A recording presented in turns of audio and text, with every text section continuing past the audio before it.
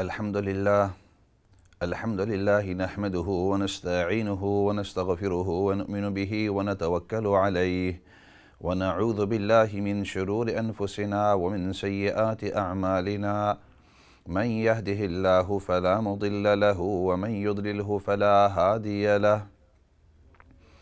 ونشهد أن لا إله إلا الله وحده لا شريك له ونشهد أن محمدًا عبده ورسوله أما بعد فأعوذ بالله من الشيطان الرجيم بسم الله الرحمن الرحيم محمد رسول الله والذين معه أشداء على الكفار رحماء بينهم تراهم ركعا سجدا يبتغون فضلا من الله ورضوانا صدق الله العظيم۔ محترم و مکرم ناظرین سامعین، السلام علیکم ورحمۃ اللہ وبرکاتہ۔ پچھلے سیشن کے اندر یہ بات عرض کی تھی کہ محرم الحرام کا مہینہ چل رہا ہے اور اس کے اندر 3 اہم واقعات پیش آئے ہیں۔ ویسے تو بہت سارے واقعات اس مہینے کے اندر، اسلامی مہینے کے اندر پیش آئے ہیں، لیکن 3 جو ہیں وہ بہت ہی اہم ہیں۔ ایک سیدنا موسیٰ علیہ السلام کا واقعہ، دوسرا سیدنا عمر ابن الخطاب رضی اللہ تعالیٰ عنہ ان کا واقعہ شہادت، اور تیسرا سیدنا امام حسین رضی اللہ تعالیٰ عنہ ان کی شہادت کا واقعہ۔ اور چونکہ نبی سیدنا موسیٰ علیہ السلام کا واقعہ سب سے اہم اور سیدنا موسیٰ علیہ السلام کی شخصیت سب سے اہم شخصیت، قرآن کریم نے اس واقعے کو ذکر کیا ہے اور خود نبی پاک صلی اللہ علیہ وسلم نے اس واقعے کی طرف اشارہ کرتے ہوئے فرمایا اس کے اوپر خوشی مناتے ہوئے ہم روزہ رکھیں گے، تو لہٰذا اس واقعے کو مختصر انداز کے اندر پچھلے سیشن کے اندر اس کو ذکر کیا تھا، اور یہ بات عرض کی تھی کہ اگلی سیشنوں کے اندر سیدنا عمر ابن الخطاب رضی اللہ تعالیٰ عنہ کی شہادت کا واقعہ ذکر کریں گے، اور پھر اس کے بعد سیشنوں کے اندر سیدنا امام حسین رضی اللہ تعالیٰ عنہ کی شہادت کا واقعہ ذکر کریں گے۔ تو آج مختصر انداز کے اندر سیدنا عمر ابن الخطاب رضی اللہ تعالیٰ عنہ کی شہادت کا، ویسے انشاءاللہ موقع جب ملے گا تو صحابہ اکرام کے مختلف جو واقعات ہیں اور خاصتاً خلفائے اربعہ، ان کی جو زندگی ہے، ان کی جو سیرت ہے، اس کو بھی ذکر کریں گے، لیکن فی الحال اس موقع کے اوپر سیدنا عمر ابن الخطاب رضی اللہ تعالیٰ عنہ کی مختصر حالات اور پھر شہادت کی طرف آپ کی توجہ دلائیں گے۔ سیدنا عمر رضی اللہ تعالیٰ عنہ یہ خلیفہ ثانی ہیں۔ آپ صلی اللہ علیہ وسلم جب دنیا سے رخصت ہو گئی، پردہ فرما گئی، تو سب سے پہلے خلیفہ سیدنا ابو بکر صدیق رضی اللہ تعالیٰ عنہ، اور پھر ان کے بعد دوسرے خلیفہ تھے سیدنا عمر ابن الخطاب رضی اللہ تعالیٰ عنہ، اور تیسرے خلیفہ تھے سیدنا عثمان ابن عفان، جو مشہور ہیں عثمان غنی رضی اللہ تعالیٰ عنہ، اور چوتھے خلیفہ تھے سیدنا علی رضی اللہ تعالیٰ عنہ، علی ابن ابی طالب رضی اللہ تعالیٰ عنہ۔ یہ 4 خلفاء ہیں، اور ہمارا عقیدہ ہے کہ تمام مخلوق میں سب سے بہترین شخصیات وہ انبیاء علیہم السلام ہیں۔ اللہ نے ہر لحاظ سے نبیوں کو، رسولوں کو، انبیاء علیہم السلام کو کامل اور مکمل بنایا ہوا ہے، ہر لحاظ سے کامل مکمل ہیں۔ اور پھر انبیاء علیہم السلام کے بعد تمام مخلوق میں صحابہ اکرام رضوان اللہ مجمعین کی جو جماعت ہے یہ بہترین شخصیات ہیں، اور پھر صحابہ اکرام میں ابو بکر صدیق رضی اللہ عنہ سب سے پہلے نمبر پر، پھر اس کے بعد سیدنا عمر ابن الخطاب، پھر سیدنا عثمان غنی، اور اس کے بعد پھر سیدنا علی رضی اللہ عنہ، اور پھر باقی صحابہ اکرام رضوان اللہ مجمعین۔ اس سے پتہ چلا کہ سیدنا عمر ابن الخطاب رضی اللہ تعالیٰ عنہ انبیاء کے بعد دوسرے نمبر پر آتے ہیں، اور اپنے وقت کے اندر وقت کے خلیفہ بھی رہے۔ ان کے فضائل اور ان کی شخصیات کی خصوصیات بہت ساری ہیں، بلکہ ان کی ایک خاصیت کہ نبی کریم صلی اللہ علیہ وسلم نے ان کے اسلام قبول کرنے کے لیے خاص دعا مانگی تھی، اور دعا مانگتے ہوئے فرمایا تھا کہ یا اللہ، اللہم اید الاسلام، یا اللہ تو اسلام کی تائید اور اسلام کی مدد فرما، یا تو عمر ابن الخطاب سے یا عمر ابن ہشام سے، ان دونوں آدمیوں میں سے جو بھی آپ کو پسند ہو اور جس کو آپ منتخب کرنا چاہیں، یا اللہ ان دونوں میں سے کسی ایک کو منتخب کر تاکہ اسلام کو تقویت، اسلام کو مضبوطی مل جائے۔ چنانچہ اللہ رب العزت نے عمر ابن الخطاب رضی اللہ تعالیٰ عنہ کو اسلام کے لیے منتخب کر دیا، اور عمر ابن ہشام، یا جس کو مشہور طور پر کہا جاتا ہے ابو جہل، ابو جہل اس کی قسم کی کنیت تھی، جہل کے مطلب جہالت،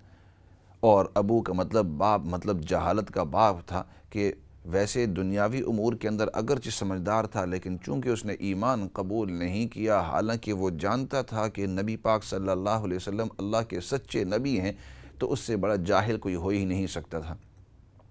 عمر ابن الخطاب رضی اللہ تعالیٰ عنہ اسلام انہوں نے قبول کیا سن 6 سال نبوت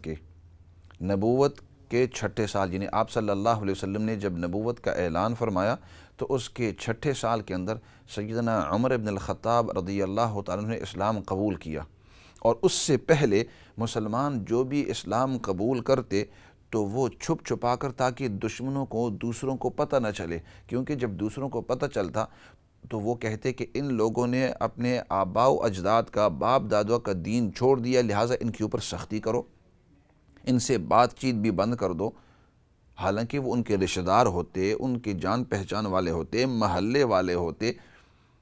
ان کے دوست و احباب ہوتے، اٹھنے بیٹھنے والے، لیکن جو ہی وہ اسلام قبول کر لیتے اور باہر کے لوگوں کو پتہ چل جاتا تو ان کے ساتھ اولاً بات چیت بھی چھوڑ دیتے، بلکہ ان کے اوپر اور زیادہ سختیاں کرتے۔ تو اس وجہ سے نبی کریم صلی اللہ علیہ وسلم نے ابتداءً حکم دیا تھا کہ اس طرح کرو کہ اپنے اسلام قبول کرنے کو ذرا چھپائے رکھو، عوام الناس، عام لوگوں کو ابھی تک نہ بتلاؤ۔ لیکن جب عمر ابن الخطاب رضی اللہ عنہ جب انہوں نے اسلام قبول کیا، اور قبول کرنے کا ایک عجیب واقعہ ہے، تو آپ صلی اللہ علیہ وسلم کے یہاں آ کر اسلام قبول کرنے کے بعد باہر گئے، اور تمام لوگوں کے سامنے، خاصتاً جو دشمن تھے جنہوں نے حضرت عمر رضی اللہ عنہ کو اس چیز پر ورغلایا تھا کہ آپ جا کر نبی پاک صلی اللہ علیہ وسلم کو شہید کر دو، قتل کر دو، شہید کر دو، اور عمر رضی اللہ عنہ ایک موقع کے اوپر تیار بھی ہو گئے تھے، انہی لوگوں کے پاس حضرت عمر رضی اللہ عنہ گئے، اور حضرت عمر نے فرمایا کہ میں مسلمان ہو گیا ہوں، میں نے اسلام کو قبول کر لیا ہے، اور محمد صلی اللہ علیہ وسلم کو اللہ کا سچا نبی مان لیا ہے، اب جو کچھ بھی تم مجھ سے کرنا چاہتے ہو کر لو، میں تمہیں ظاہر بتلاتا ہوں۔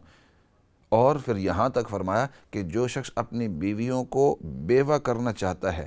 اور اپنے بچوں کو یتیم کرنا چاہتا ہے تو آ کر فلاں جگہ اس پہاڑی کی اس طرف میں کھڑا رہوں گا، آؤ میرا مقابلہ کر لو، میں اسلام قبول کرتا ہوں، دیکھو میرے اوپر تم کیا سختیاں کر سکتے ہو۔ کوئی ان کا مقابلہ نہیں کر سکا۔ تو اللہ رب العزت نے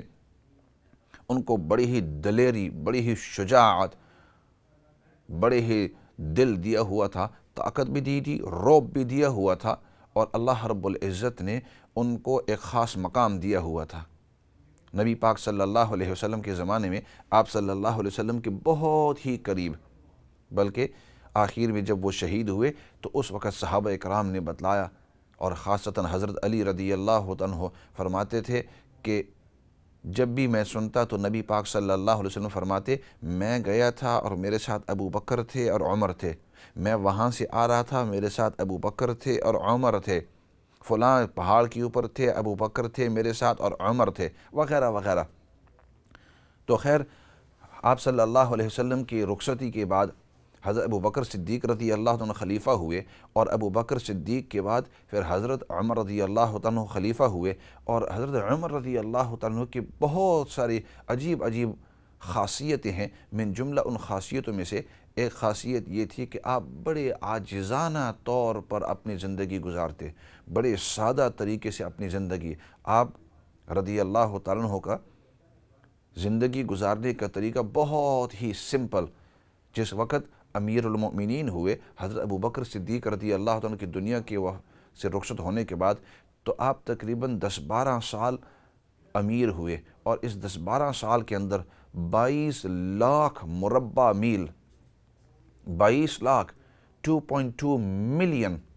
22 لاکھ مربع میل تک اسلام کو پھیلایا، ان کی نگرانی کے ماتحت، ان کی حکومت کے ماتحت۔ اور انصاف، اللہ اکبر، ان جیسے انصاف کرنے والے بہت ہی کم ہوں گے مخلوق کے اندر۔ انبیاء علیہ السلام کی تو ہم بات نہیں کر سکتے، وہ تو ایک مستقل ایک درجہ ہے، لیکن باقی مخلوق کے اندر ان جتنا انصاف، جس انداز کے اندر وہ لوگوں کے اندر انصاف کیا کرتے تھے، اور انصاف بھی چاہے اگلا آدمی مسلمان ہو یا غیر مسلم ہو، چاہے ان کے ساتھ جان پہچان ہو یا جان پہچان نہ ہو، جب ان کے پاس آتے اور کہتے عمر ہمارا یہ مسئلہ ہے، ہمارے درمیان تم فیصلہ کر لو، تو عمر رضی اللہ عنہ ایسے انصاف کے ساتھ فیصلہ کرتے کہ بعض اوقات ایک غیر مسلم ہوتا اور ایک مسلمان ہوتا، اور وہ دونوں فیصلے آپ کے سامنے آتے، اور بعض اوقات یہ کہتے کہ اے مسلمان تو غلطی پر ہے، تو نے غلط کام کیا، تو نے اس کے اندر جرم کیا ہے، اور غیر مسلم کو کہتے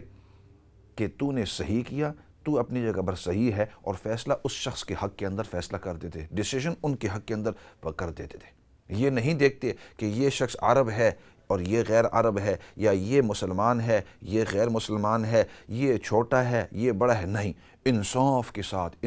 ساتھ فیصلہ فرماتے، اور ان کا انصاف بڑا ہی مشہور ہے۔ اور عجیب بات کہ بڑے اپروچیبل، ہر آدمی ان کے پاس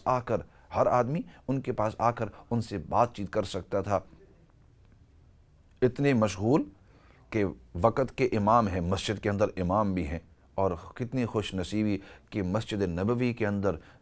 جس جگہ کے اندر نبی کریم صلی اللہ علیہ وسلم امامت کرا کر لوگوں کو نماز پڑھاتے تھے، اسی جگہ کے اندر اب عمر بن الخطاب رضی اللہ عنہ لوگوں کو امامت کروا کر نماز پڑھاتے تھے، مسجد نبوی کے اندر امام تھے، اور وقت کے امیر تھے، پوری سلطنت کو، مسلمانوں کی حکومت کو اوورسی کر کے چلا رہے تھے، کمانڈر ان چیف تھے جتنے بھی، اور کیونکہ جو امیر المؤمنین ہے وہ اس کا آخری فیصلہ اس کا ہوتا ہے، کمانڈر ان چیف بھی تھے۔ اس کے ساتھ ساتھ وقت کے جو مسائل تھے، جو لوگوں کے درمیان ڈسپیوٹس اور جو فیصلے کرنے تھے، ان کے پاس آتے تھے۔ جج بھی ایک قسم کے تھے، جج بھی فیصلہ کرنے والے بھی تھے، لیکن ان تمام چیزوں کے باوجود وہ اپنا وقت نکال کر، کپڑے الگ اوڑھ کر، مدینہ کے گلیوں کے اندر رات کے وقت گھوم کر دیکھتے کہ لوگوں کی حالات کس طرح ہے، غریب جو ہیں وہ اپنی زندگی کس طرح گزار رہے ہیں، اور جو مالدار ہیں وہ اپنی زندگی کس طرح گزار رہے ہیں، جو کھانے پینے والا گھرانہ ہے، کھاتے پیتے گھرانہ ہے، وہ اپنی زندگی کس طرح گزار رہے ہیں، اور پھر رات کے وقت مدینے کی گلیوں سے باہر نکل کر کونوں اطراف کے اندر جاتے، اور جو خیمے لگے ہوئے ہوتے ان خیموں کے قریب سے گزر کر ان کی باتیں سنتے کہ کہیں ایسا نہ ہو کہ میرے رعیت کے اندر کوئی بھوکا نہ رات گزارے، کوئی پیاسا وقت نہ گزارے، کوئی غربت کی حالت کے اندر سختیوں سے گزر کر اس پر اس طرح زندگی نہ گزرے۔ کوشش کروں کہ اس تک جتنی بھی سہولیات ہیں وہ پہنچتی رہیں۔ خیر، ہر آدمی ان کے پاس آ کر ان کے ساتھ بات چیت کر سکتا تھا۔ اب شہادت کی طرف آؤں، شہادت ان کی کس طرح ہوئی، ان کو قتل کس طرح کیا گیا۔ ایک مرتبہ ایک شخص جس کا نام تھا ابو لؤلؤ اس کی کنیت تھی، لوگ اس کو کہتے تھے، لیکن اس کا اصل نام تھا فیروز، اور یہ فارس کے رہنے والا تھا۔ اس وقت ایران کو فارس کہا جاتا تھا، ایران کے رہنے والا تھا، اور یہ شخص مجوسی تھا۔ مجوسی کا مطلب یہ جو آگ کی پرستش کرتے ہیں، اور یہ شخص جو تھا یہ مغیرہ بن شعبہ رضی اللہ تعالیٰ عنہ کا غلام تھا، اس نے حضرت عمر کو قتل کیا تھا۔ اور واقعہ اس طرح ہوا کہ یہ جو غلام تھا یہ آیا حضرت عمر بن الخطاب رضی اللہ تعالیٰ عنہ کے پاس اور کہنے لگا کہ اے عمر، اب اندازہ لگاؤ کہ عمر بن الخطاب وقت کے امیر ہیں، وقت کے خلیفہ ہیں، لیکن ایک غلام بھی ان کے پاس آ کر ان سے بات کر سکتا تھا۔ یہ نہیں کہ اس سے پوچھو اور پھر اس کے بعد فلاں کو سے پوچھو اور دروازے بند، دستخط اس سے لو، پھر اپوائنٹمنٹ لو، نہیں، اس طرح کی بات ہی نہیں تھی۔ ہر شخص وقت کے امیر کے پاس آ کر اس سے بات چیت کر سکتا تھا۔ اور آیا اور اس نے پوچھا، اس نے کہا کہ اے عمر بن الخطاب، میرا آپ سے ایک مسئلہ ہے اور اس مسئلے کو تم حل کرو۔ اندازہ لگاؤ کہ عمر بن الخطاب تمام مؤمنین کے امیر ہیں، خلیفہ ہیں، اتنے بیزی ہیں، اور یہ شخص آ کر دستک دے کر اندر آ جاتا ہے اور کہتا ہے کہ مجھے آپ سے کام ہے۔ حضرت عمر بن الخطاب رضی اللہ عنہ نے فرمایا، بتلا کیا کام ہے، میں تیرا مسئلہ سنتا ہوں اور اگر حل کرنے کا کوئی راستہ ہے تو میں اس کو حل کر لیتا ہوں تمہارے لیے۔ فرمایا کہ مغیرہ بن شعبہ وہ میرے آقا ہیں، میں ان کا غلام ہوں، اور وہ مجھ سے ٹیکسٹ مانگتے ہیں۔ میں دن میں کام کرتا ہوں، لوہار کا کام کیا کرتا تھا، لوہار کا کام آئین منگر تھا، تو اس نے کہا کہ میں دن میں کام کرتا ہوں اور میرے پورے تنخواہ میں سے جو مجھے پرافٹ ملتی ہے، مجھے جو وہاں سے جو پیسے بچتے ہیں اس میں سے وہ ٹیکس مانگ لیتے ہیں کہ تھوڑا سا مجھے ٹیکس دے دو۔ اس زمانے میں اس طرح ہوا کرتا تھا کہ جو غلام ہوتا وہ چونکہ اپنے آقا کے پاس رہتا تھا، آج کل تو نوکر ہوتے ہیں تو نوکر کو آپ تنخواہ دیتے ہیں اور نوکر چلے جاتے ہیں، غلام اس طرح ہوتا تھا کہ اس کو وہ خرید لیتے تھے۔ تو وہ جو غلام ہوتا تھا وہ آقا کے پاس، اپنے ماسٹر کے پاس رہ کر، اور وہ جو آقا ہے اس کو کھانا بھی دیتا، اس کو پانی بھی دیتا، کپڑے بھی دیتا، رات کو آپ اس کے پاس ٹھہرتے، آپ اس کے گھرانے کے اندر۔ تو ایک شخص آپ کی یہاں ٹھہرے، کھانا بھی کھائے پیے، کپڑے بھی دھلائے، سب کچھ کرے، اور تو آپ اس کو کہتے کہ بھائی اس کے بدلے میں آپ مجھے رینٹ تو دیتے نہیں ہیں، آپ کے کھانے پینے کے جو بندوبست ہے وہ پورا کا پورا میں کرتا ہوں، تو یہ اس لیے آپ اس طرح کرو کہ آپ ہمارے گھریلو جو کام ہے یہ بھی مکمل کر لو، اور آپ کے جو تنخواہ ہے اس میں سے تھوڑے سے پیسے بھی آپ مجھے دے دو۔ مغیرہ بن شعبہ رضی اللہ تعالیٰ عنہ نے ان سے تھوڑے سے پیسے کہ آپ اتنے مجھے اپنے سے دے دو۔ حضرت عمر بن خطاب رضی اللہ عنہ نے ان سے جب بات سن لی، اس کی پوری بات سن لی، فرمانے لگے کہ آپ کا مسئلہ کیا ہے؟ تو وہ کہنے لگا کہ میرے جو آقا ہیں وہ مجھ سے زیادہ مانگتے ہیں، اتنی مقدار مجھ سے مانگنی نہیں چاہیے، میں چاہتا ہوں کہ آپ مغیرہ کو کہو کہ مجھ سے تھوڑے پیسے مانگے، میں دینے کے لیے تو تیار ہوں، کیونکہ میں ان کے گھر کے اندر رہتا ہوں، کھاتا ہوں، پیتا ہوں، تمام چیزیں کرتا ہوں اور ان کی خدمت بھی کرتا ہوں۔ حضرت عمر رضی اللہ عنہ نے وعدہ کیا کہ میں ایسا کروں گا کہ مغیرہ بن شعبہ سے پورے حالات پوچھوں گا، کیونکہ ایک جج کے لیے، ایک فیصلہ کرنے والے کے لیے جو جرگوئی ہوتا ہے، جرگہ کے اندر جو بیٹھتا ہے، اس کے لیے اصول یہ ہیں کہ وہ ججمنٹل نہ ہو، ایک آدمی کی بات سن کر جوش میں آ جائے اور دوسرے کے اوپر سختی کرے، اس طرح ٹھیک نہیں ہے۔ انسان بڑے سمجھداری کے ساتھ، وقار کے ساتھ اور بڑے صبر اور تحمل کے ساتھ ایک شخص کی بات سنے، اور بات سننے کے بعد کہے کہ ٹھیک ہے میں نے تمہاری بات سن لی ہے، اب ضروری ہے کہ دوسرے شخص کی بھی بات سن لوں، اور اس کی بات سننے کے بعد اب دونوں چیزیں سامنے ہیں تو فیصلہ کرے۔ تو حضرت عمر بن الخطاب رضی اللہ عنہ نے اسی طرح کیا کہ مغیرہ بن شعبہ حالانکہ بڑے ہی صحابی ہیں اور بڑی محترم شخصیت ہے، مسعد الخفین، خفین یعنی موزوں کے اوپر جو ہم مسح کرتے ہیں، اس کی جو احادیث جو وارد آئی ہیں وہ نبی پاک صلی اللہ علیہ وسلم سے انہوں نے روایت کی ہیں، اور آپ صلی اللہ علیہ وسلم کے بڑے ہی چہیتے تھے۔ لیکن حضرت عمر رضی اللہ عنہ نے یہ نہیں کیا کہ حضرت مغیرہ بن شعبہ بہت ہی محترم صحابی ہیں اس لیے میں ان کو بلاتا نہیں ہوں اور ان سے پوچھ پاچھ نہیں کرتا ہوں، اس طرح نہیں کیا، بلکہ فرمایا کہ مغیرہ بن شعبہ کو بلاؤ اور ان سے بھی میں حالات پوری پوچھتا ہوں کہ کیا وجہ ہے تم اس سے زیادہ مانگتے ہو، اس سے تو کم مانگنا چاہیے، اس طرح نہیں فرمایا۔ حضرت مغیرہ بن شعبہ رضی اللہ تشریف لائے، آپ رضی اللہ تعالیٰ نے، حضرت عمر رضی اللہ عنہ نے ان سے پورے حالات پوچھے کہ آپ ان سے کیوں اتنا مانگتے ہیں، یہ کتنا کماتا ہے، اور پورے حالات پوچھ کر ان کی تمام سائڈ آف دا سٹوری پوچھی۔ عمر ابن الخطاب رضی اللہ عنہ کو اس ابو لؤلؤ فیروز اس غلام کی بھی بات پوری سمجھ میں آ گئی، ان کی بھی بات پوری سمجھ میں آ گئی، تو اب فیصلہ کیا۔ کچھ دنوں کے بعد وہ آیا اور اس نے پوچھا کہ اے عمر، اے امیر المؤمنین،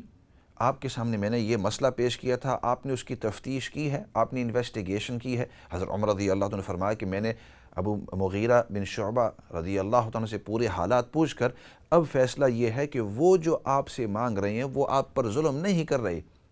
بلکہ وہ آپ سے حقدار مانگ رہے ہیں، حق مانگ رہے ہیں، وہ جو آپ سے مانگ رہے ہیں وہ ٹھیک کر رہے ہیں، وہ آپ سے زیادہ پیسے نہیں مانگتے، وہ آپ سے زیادہ مال نہیں مانگتے، جو کر رہے ہیں وہ ٹھیک کر رہے ہیں۔ حضرت عمر رضی اللہ عنہ نے یہ فیصلہ فرما دیا، بات ادھر ختم ہو گئی۔ اب وہ جو ابو لؤلؤ تھا اس کو یہ بڑی تکلیف ہوئی، وہ تو آیا تھا کہ میں حضرت عمر کے پاس جاؤں گا، میری بات سن کر میرے حق کے اندر فیصلہ کر دیں گے اور مغیرہ کو کہیں گے کہ اس سے اتنا ٹیکس نہ مانگ، تھوڑا کر۔ حضرت عمر نے تو اس کو بھی بلا لیا، پوری بات سمجھ لی، یہ بڑے غصے کے اندر ہوا اور غصے کے اندر اس نے کہا کہ اب میں حضرت عمر کو ختم کر دوں گا۔ چنانچہ وہ واپس گیا، لمبا واقعہ ہے مختصر، اور اس نے پھر چونکہ لوہار تھا تو اس نے ایک بڑا چھرا تیار کیا، بناتا رہا اور اس کو خوب تیز کرتا رہا، اور وہ جو چھرا ہے وہ دو دھرا ڈاگر، کہ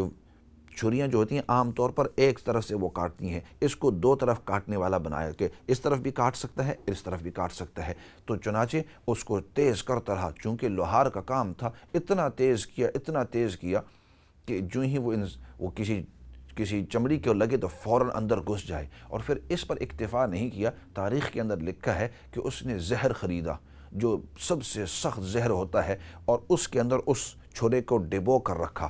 اور پھر وہ انتظار کرتا رہا۔ اور اس نے اپنے طور پر یہ پلان بنایا، اس کو پتہ تھا کہ سیدنا عمر بن الخطاب رضی اللہ عنہ امام ہیں، مسجد کے اندر نماز پڑھاتے ہیں، ویسے تو حالات کے اندر یہ ہوتا ہے کہ ارد گرد لوگ ہوتے ہیں، ہمیشہ ان کے ارد گرد لوگ کوئی کیا پوچھ رہا ہے، کوئی کسی چیز کے اندر مدد طلب کر رہا ہے، حضرت عمر کسی کو کیا بتلا رہے ہیں، ہمیشہ جیسے امام ہوتا ہے یا وقت کا امیر ہوتا ہے وہ ہمیشہ بیزی ہوتا ہے، اور لوگ ارد گرد ہوں تو اس وقت میں کچھ کر نہیں سکتا ہوں۔ تو اس نے یہ سوچا کہ جس وقت اکیلے ہوں گے اور اکیلے صرف نماز کے اندر ہوتے ہیں تو اس وقت میں ان کو قتل کروں گا۔ تو چنانچہ پھر اس نے یہ سوچا کہ اگر دن کے دوران کروں تو لوگ مجھے دیکھ لیں گے، تو ایسے کروں گا کہ فجر کی نماز کے اندر جاؤں گا جس وقت باہر اکثر طور پر اندھیرا ہوتا ہے۔ تو اسی طرح کیا۔ حضرت عمر بن الخطاب رضی اللہ تعالیٰ عنہ مسجد کے اندر آئے، فجر کی نماز کا وقت تھا، اور یہ 27ویں ذی الحجہ تھی، اور حضرت عمر رضی اللہ عنہ نماز کے لیے آئے، اور جو ہی مصلی کے اوپر آئے اور نماز کی امامت کروا رہے تھے، پیچھے صحابہ کرام مسجد نبوی کے اندر نماز پڑھا رہے تھے، تو یہ ظالم آدمی آیا، اور ابھی حضرت عمر رضی اللہ عنہ نے سورۃ فاتحہ پڑھی تھی اور فجر کی نماز کے اندر سورۃ یوسف شروع کی ہی تھی، سورۃ یوسف کی چند ہی آیتیں پڑھی تھی، تو یہ ظالم آیا پیچھے سے، اور اس کے پاس چھرا تھا، وہ بڑا چھرا تھا، اور اس کی وہ زہر کے اندر ڈبویا ہوا تھا، اور اس نے حضرت عمر رضی اللہ عنہ کو چھرا گھونپنے لگا حضرت عمر رضی اللہ عنہ کو 6 مرتبہ، اور بعض فرماتے ہیں کہ 9 مرتبہ چھرا گھونپا۔ جو ہی چھرا گھونپنے لگا تو اس کی وجہ سے خون کے فوارے آپ کے نکلنے لگے، اور اتنا خون نکلا اسی وقت چھرا کے گھونپتے ہوئے کہ حضرت عمر رضی اللہ عنہ خون کے زیادہ نکلنے کی وجہ سے، کمزوری کی وجہ سے وہیں زمین کے اوپر دھڑام کر نیچے گر گئے۔ چونکہ امام تھے، پیچھے حضرت عبد الرحمن بن عوف رضی اللہ عنہ ایک صحابی ہیں، بڑے مشہور صحابی ہیں، انہوں نے آگے چلے گئے اور انہوں نے نماز مکمل کی، اور نماز انہوں نے ٹیک اوور کی۔ ادھر جو ہے حضرت عمر رضی اللہ تعالیٰ عنہ زمین پر ہی تھے، تو وہ جو ظالم آدمی اس نے اس طرح کیا کہ وہ بھاگنے کی اب کوشش کر رہا تھا، ابو لؤلؤ جو فیروز تھا۔ صحابہ کرام نے جب دیکھ لیا کہ کیا ہوا، تو جو ابھی تک جنہوں نے نماز شروع نہیں کی تھی آ رہے تھے، انہوں نے کوشش کی کہ اس شخص کو پکڑ لوں، لیکن چونکہ اس کے ہاتھ کے اندر چھرا تھا، اس نے جا کر ان صحابہ کرام کو بھی گھونپنے کی کوشش کی، اور اس دوران جو ہیں 9 اور صحابہ کرام وہ شہید ہو گئے۔ اب چونکہ بریک کا وقت ہوا ہے، ایسے کرتے ہیں کہ بریک کے بعد آپ کو بتلائیں گے کہ اس شخص کے ساتھ کیا ہوا اور حضرت عمر رضی اللہ عنہ کے ساتھ کیا ہوا، آیا اس کو پکڑا نہیں پکڑا، کیا واقعہ ہوا۔ بریک کے بعد انشاءاللہ اس واقعے کو مکمل کریں گے، لیکن فی الحال بریک کی طرف جاتے ہیں۔